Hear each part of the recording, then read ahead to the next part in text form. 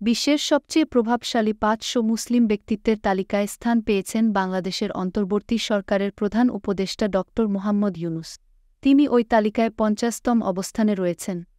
জর্ডানের রাজধানী আম্মান ভিত্তিক প্রতিষ্ঠান the royal Islamic strategic studies centre (RISSC) এ তালিকা প্রকাশ করেছে। ২০০৯ সাল থেকে প্রতিষ্ঠানটি প্রতিবছর এ তালিকা প্রকাশ করে আসছে। এ তালিকায় প্রথম স্থানে রয়েছেন জর্ডানের রাজা দ্বিতীয় আবদুল্লাহ ইবনে আল হোসাইন। অষ্টম অবস্থানে তুরস্কের প্রেসিডেন্ট রিসেপ তাইয়েপ এরদোগানের নাম রয়েছে। ১২তম অবস্থানে রয়েছেন সৌদি ক্রাউন প্রিন্স মোহাম্মদ বিন সালমান। ধর্মীয় চিন্তাভাবনা এবং রাজনৈতিক নেতৃত্ব থেকে শুরু করে শিল্প ও সংস্কৃতি পর্যন্ত বিভিন্ন ক্ষেত্রে গভীরভাবে অবদান রাখছেন এবং নিজ দেশে ও দেশের বাইরে মুসলমান সম্প্রদায়কে উল্লেখযোগ্যভাবে প্রভাবিত করে যাচ্ছেন এমন ব্যক্তিরা the Muslim ৫০০ the world's most influential Muslims শিরোনামের এ তালিকায় স্থান পান।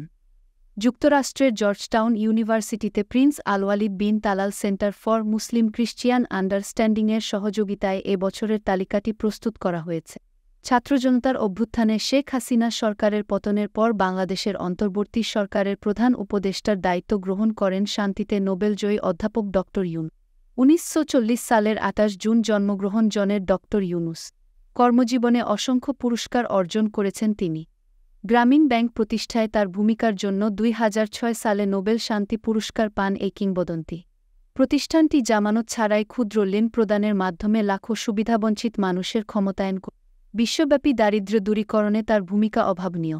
নারীদের অর্থনৈতিক স্বনির্ভরতায় তার ভূমিকা গোটা বিশ্বে সমাদৃত।